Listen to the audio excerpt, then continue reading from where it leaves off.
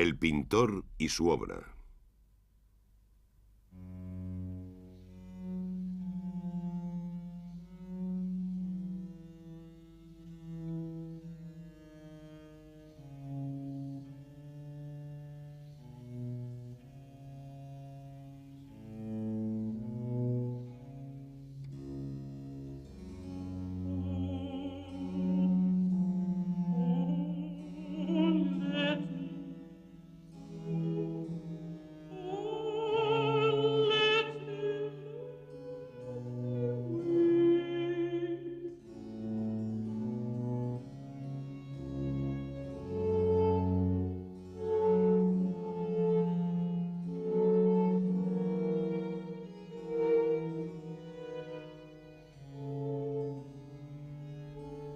El espejo de las paradojas.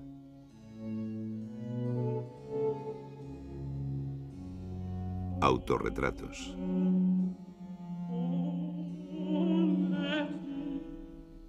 Rembrandt van Rijn, 1606-1669.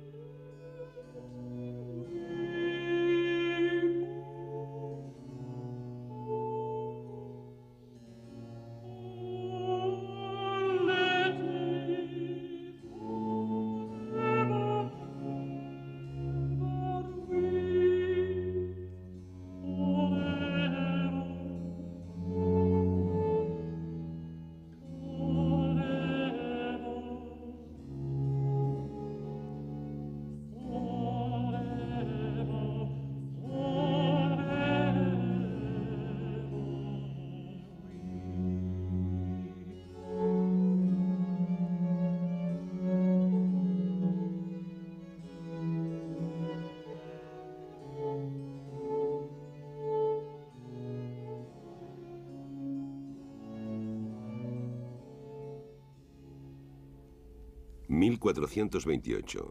Masaccio pinta escenas de la vida de San Pedro para la Capilla Brancacci de Santa María del Carmen de Florencia y aparece entre los que escuchan el sermón de Pedro. Su biógrafo, el pintor Giorgio Vasari, cuenta que hizo el retrato con la ayuda de un espejo. Medio siglo después, en una Epifanía cuyos Reyes Magos tienen los rasgos de la familia Médicis, Botticelli aparece en el borde de la escena. En la misma época, Durero se pinta en el centro del martirio de los 10.000 cristianos,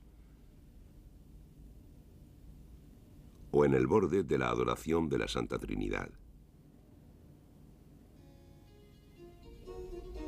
También se pinta como único protagonista.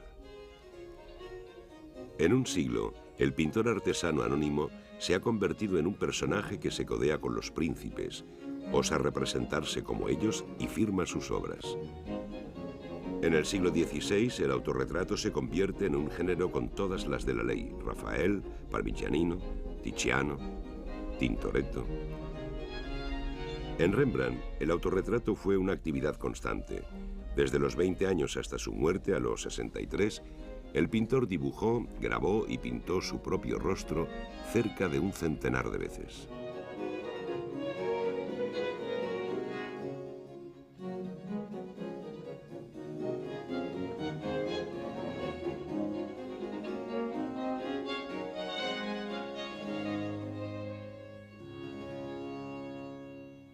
Ya en sus primeros cuadros, en 1625-1626, Rembrandt se retrata en escenas religiosas. En la lapidación de San Sebastián aparece entre la muchedumbre junto a su amigo el pintor Jean Le Vien. O bien realiza una escena no identificada en la historia antigua o el Antiguo Testamento. Detrás del cetro del rey aparece el joven Rembrandt.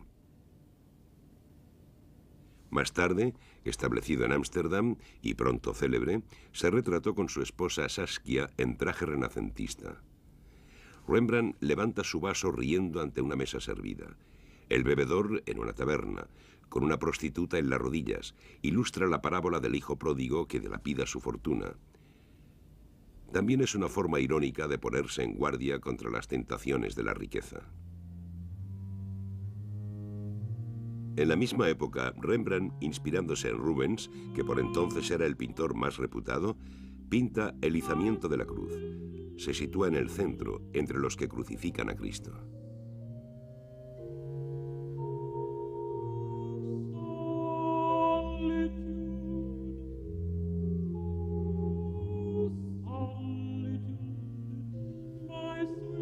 La pintura de Rembrandt surge y se desarrolla en un mundo marcado por las diferentes religiones del libro. Aunque el hombre se podría considerar un libre pensador, muy alejado de las iglesias, está impregnado de tradición espiritual. Sus cuadros están llenos de ermitaños, filósofos, sabios, magos, sacerdotes, profetas y santos.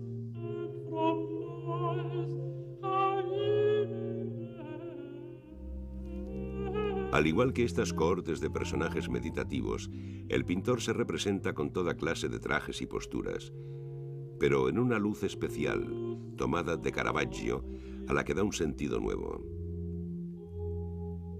Rembrandt se sirve del claroscuro más bien para sugerir la intensidad emocional, la revelación, la meditación.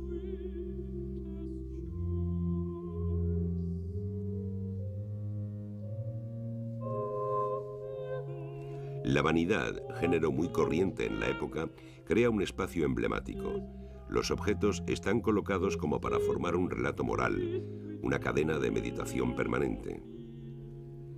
El autorretrato también se puede considerar como el contrapunto de la vanidad, la imagen de uno mismo que mira la vanidad. El espejo que aparece con frecuencia en las vanidades es lo que hace posible el autorretrato.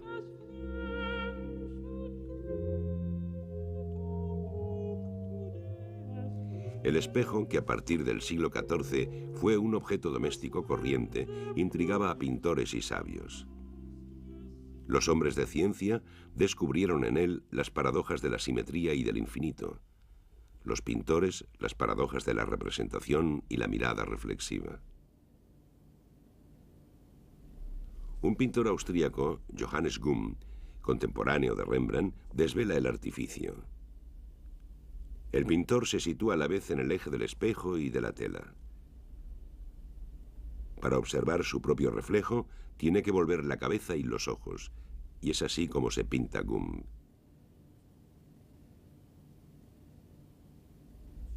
El perro y el gato que se amenazan podrían estar ahí para recordar que la mirada del pintor, elaborada poco a poco, es el resultado de un largo combate.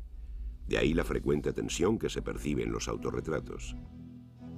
El lienzo, a su vez, se convierte en un espejo y el espectador tendrá la impresión de tener la mirada del pintor fija en él.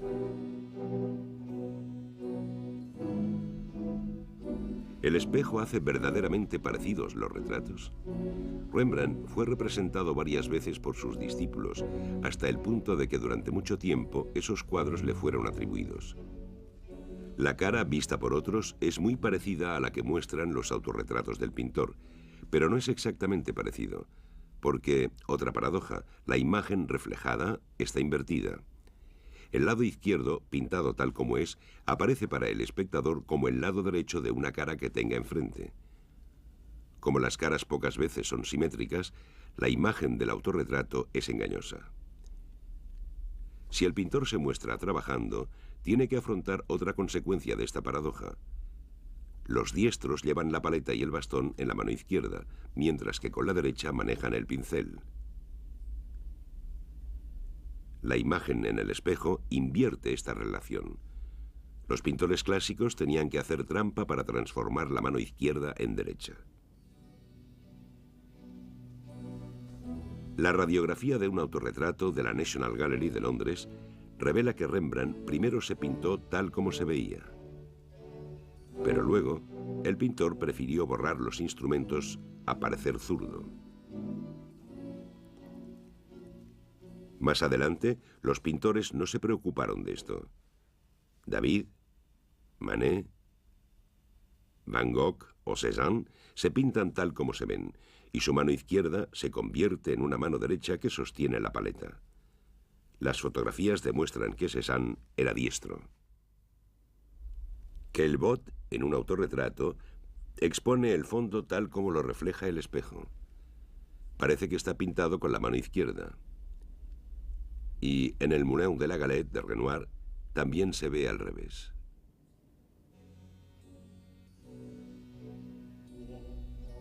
En los autorretratos de Rembrandt, el rostro, vuelto hacia el espectador, está iluminado por el lado izquierdo. Dos excepciones, el autorretrato de Washington y el de Colonia. Este dispositivo de estudio del pintor que trabaja frente a un modelo iluminado por la izquierda es el más frecuente. El pintor diestro puede distribuir sus pinceles siempre con la luz en el lado bueno del pincel. De este modo se ve bien lo que hace, sin que la sombra de la mano le moleste. Y como su modelo está iluminado por la misma fuente de luz, hay una relación directa entre las modulaciones de la imagen y los gestos del pintor. En el grabado, el principio es el mismo. La densidad de los trazos grabados en la placa de cobre indica el sombreado. Pero la tirada de la prueba sobre papel se hace por contacto, de modo que el dibujo sale invertido. Por eso la mayoría de los autorretratos grabados de Rembrandt tienen una iluminación que parece venir de la derecha. El tamaño de los cuadros varía mucho. El de Múnich tiene 15 centímetros de alto. El de la colección Frick, 1,35 m. Algunos fueron recortados por los coleccionistas. En uno de los dos retratos ovales del Louvre se distinguen los bordes de la madera astillados y las pinceladas terminan bruscamente. El otro retrato, en cambio, tiene el biselado original. El claroscuro le impone a Rembrandt una técnica de composición más o menos constante. El pintor utiliza una preparación uniforme de claridad intermedia y tono rojizo que aparece en algunos sitios. Sin duda empieza con un esbozo ligero a media tinta y construye su cuadro distribuyendo los tonos oscuros en capas delgadas y luego los claros en capas más espesas. Termina con las partes más iluminadas y con los reflejos que, en general, son las zonas más empastadas. Desde los primeros autorretratos de 1629, la pincelada es visible. Los rizos del pelo son sugeridos por pequeñas curvas trazadas con la ayuda del mango del pincel en la pintura aún fresca. De este modo, aparece la preparación de debajo y le da un tono rojizo al cabello. Esta rapidez de ejecución, esta aparente falta de acabado, debieron disgustar a muchos de sus contemporáneos. Gran parte de la cara permanece en la sombra, en contra de las reglas del retrato entonces en vigor. El espectador se enfrenta a una imagen contrastada, incompleta, que debe acabar con su imaginación. El autorretrato con bonete y cadena de oro del Louvre, pintado sobre una tabla oval de madera, es de 4 años después. La imagen está pintada sobre una preparación pardo rojiza visible en el cabello, donde incluso se ve el hilo de la madera. Sobre esta preparación, para hacer el fondo, una mano de pintura gris ligeramente translúcida. La cara, mucho más compacta, está hecha con pequeñas pinceladas muy juntas, rosa en las mejillas, amarillo alrededor de los ojos y sobre la nariz, gris en la parte inferior de la cara, verde junto a las orejas, carmín y negro para los labios. Las puntas del bigote están grabadas con el mango del pincel en el empaste aún fresco. A la izquierda, los cabellos están dibujados. Unos pequeños trazos en curva extienden un pigmento negro muy fluido sobre el fondo rojizo más claro. A la derecha, en la sombra, se utiliza el mismo negro, pero más denso.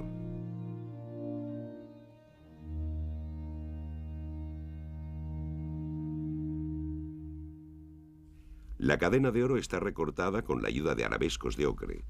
Los brillos se obtienen con empastes de amarillo y los destellos de luz con blanco. En el autorretrato de la colección Frick, fechado en 1658, las pinceladas se adaptan a las texturas. Entrochados del cinturón rojo, pliegues de la manga blanca, piel de la capa violácea, frunces de la camisa amarilla, relieves negros y dorados del brocado, brillos del bastón de plata. Una vez más, pinceladas mucho más finas esculpen el rostro y sugieren arrugas, hinchazón, acné rosácea, brillos macilentos. En aquella época, en Holanda, estaba de moda pintar cuidadosamente las materias y las carnaciones. En cambio, Rembrandt deja que se desborden grandes manchas de pintura. Empaste, chorro, frotis, raspadura. El pintor se interesa por la materia de sus pigmentos y los esculpe para generar una textura alusiva. El parecido ya no se consigue a base de paciencia, del acabado, sino con la velocidad del gesto, en la lucha con la pasta. Los cuadros de Rembrandt muestran la pintura en el proceso de hacerse. Rembrandt solía ir a las subastas, donde compraba lotes de vestidos, armas y sombreros viejos. En sus autorretratos lleva numerosos disfraces.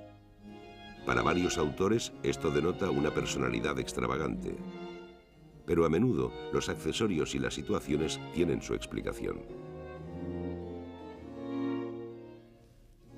El pintor se retrata varias veces con piezas de armadura, gola o casco. Las piezas de la armadura podrían ser una especie de símbolo patriótico. Las provincias holandesas acababan de conquistar su libertad contra España. Minerva, diosa de la guerra, simbolizada a menudo con su armadura y su casco, reemplaza poco a poco a San Lucas como protectora de los pintores. La representación de las superficies metálicas, con sus brillos, también es una ocasión para que el pintor luzca su destreza. Por último, la armadura es símbolo de la precariedad de la gloria. A menudo Rembrandt lleva puesto un birrete o una boina. Derivado de la boina académica, este gorro se asocia con los artistas y su vida libre. Aparece en un grabado de Lucas de Leyden, tal vez un autorretrato en el que se inspiró Rembrandt. De forma metafórica, la boina puede representar el genio artístico. La cadena de oro era la recompensa de un soberano al pintor. Tiziano había recibido una de Carlos V, Vasari de Pío V, Rubens de 3 soberanos. Rembrandt se pinta con varias cadenas de oro, pero es pura ficción porque no se relacionan con ningún soberano. El metal amarillo, con sus reflejos, también era una prueba de virtuosismo pictórico. Y el oro es un discreto recuerdo de la vanidad de las riquezas. Al dejar Leiden, tranquila ciudad universitaria, para irse a vivir a Ámsterdam, capital cosmopolita, el pintor cambia de posición social. Tomando ejemplo de Rubens, que se pinta con un soberbio sombrero, Rembrandt se graba vestido de burgués, con sombrero. Como ya hicieran Rafael, Miguel Ángel y Tiziano, el pintor firma por primera vez solo con su nombre de pila, Rembrandt.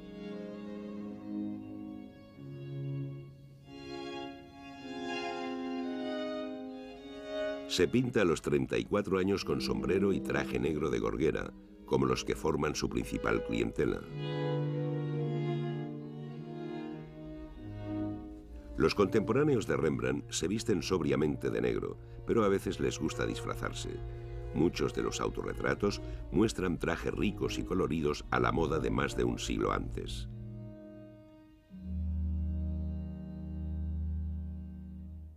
Rembrandt vio en Ámsterdam el retrato de Baltasar Castiglione, pintado por Rafael, e incluso hizo un croquis del cuadro. Seguramente vio también el retrato de Hombre de Tiziano. Los dos cuadros le inspiraron. A los 34 años se pintó con traje renacentista en la misma postura altiva de los personajes de los grandes pintores italianos. En el autorretrato con traje oriental, el plumero, el turbante, la capa, la túnica de raso y el cinturón forman un catálogo de materias difíciles de reproducir en pintura. El vellón del caniche, pintado más tarde, es un contrapunto irónico de estas texturas. El personaje puede estar inspirado en un rey mago de un cuadro de Rubens.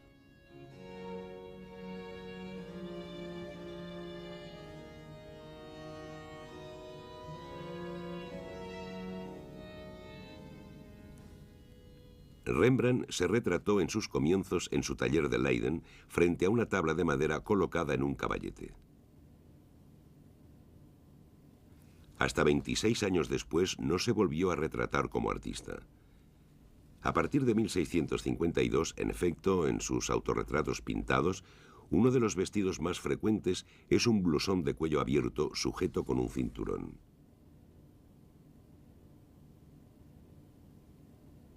En su traje de trabajo. Lo podemos ver en una serie de grabados en los que Rembrandt aparece asomado a la ventana dibujando. Los pintores de su tiempo se representaban favorecidos, muy bien vestidos. Rembrandt se muestra trabajando, sin afectación. Está desaliñado, con turbantes informes. En el cuadro del Louvre, la paleta y el bastón de apoyo son, con el rostro, los únicos elementos que surgen de las sombras. En el cuadro de Kenwood House aparecen los mismos instrumentos de trabajo. Los arcos de círculo del fondo han dado lugar a toda clase de conjeturas. Símbolos cabalísticos, atributos de la perfección divina, figuración del arte, o también signos del virtuosismo del artista capaz de trazar un círculo perfecto a mano. Quizás solo se trate del esbozo de un mapamundi, como los que aparecen con frecuencia en la pintura holandesa del siglo XVII. Para el viejo pintor sería una forma de expresar que es consciente de su universalidad, o quizá otro recuerdo de la vanidad del mundo. La última máscara es la del viejo sabio. Rembrandt se pinta como San Pablo. El santo se puede identificar por las escrituras y la espada que atraviesa su manto. Pablo fue la principal fuente de inspiración de los teólogos de la Reforma, porque había predicado la justificación por la gracia. Uno de los cuadros más enigmáticos es el de Colonia. Rembrandt se pinta mucho más viejo que en los otros retratos de aquellos años, y con una risita burlona. A la izquierda se distingue una silueta. El lienzo fue recortado y repintado en algunos sitios. La radiografía revela una mano derecha con un pincel, que luego fueron borrados. Gracias a un cuadro pintado 20 años después por un discípulo de Rembrandt, podemos entender la escena. Puede tratarse de un episodio de la vida legendaria de un artista de la antigüedad, Zeuxis. Cuando estaba pintando a una vieja de aspecto cómico, el pintor tuvo un ataque de risa tan fuerte que se murió. A Rembrandt le tacharon a veces de pintar personajes feos en mundos sombríos. El hecho de pintarse mucho más viejo, como un anciano gesticulante, pudo ser una forma de defender su originalidad. Y la alegoría era clara.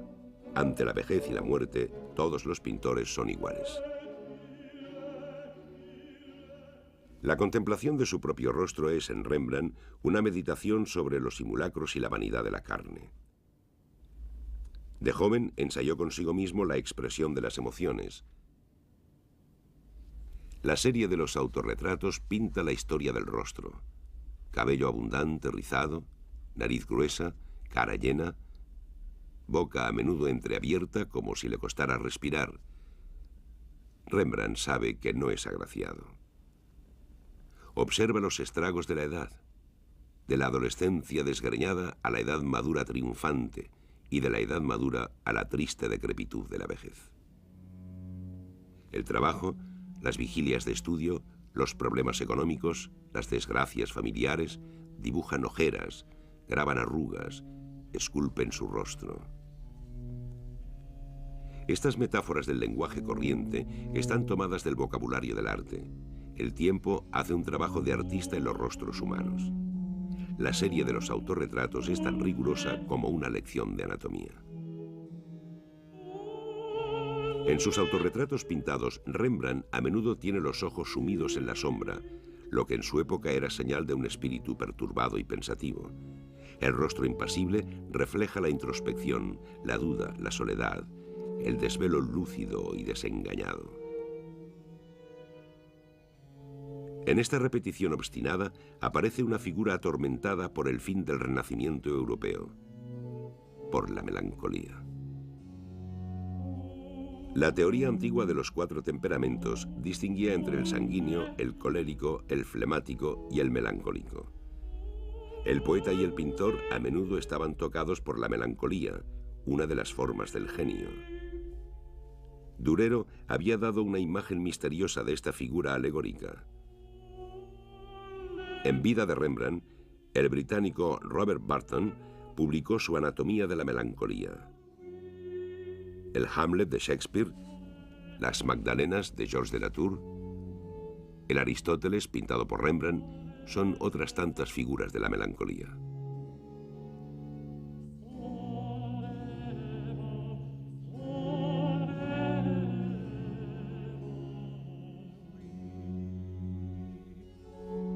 Hoy repartidos en una treintena de colecciones, los autorretratos de Rembrandt, demasiado cotizados, seguramente nunca podrán reunirse en una exposición.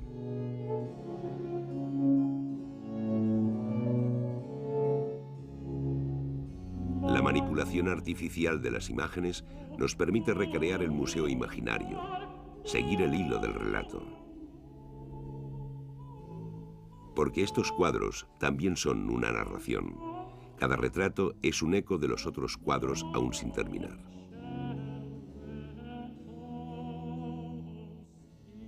Y en estos otros cuadros, ¿es el ojo del pintor lo que vemos discretamente disimulado entre los remolinos de la imagen?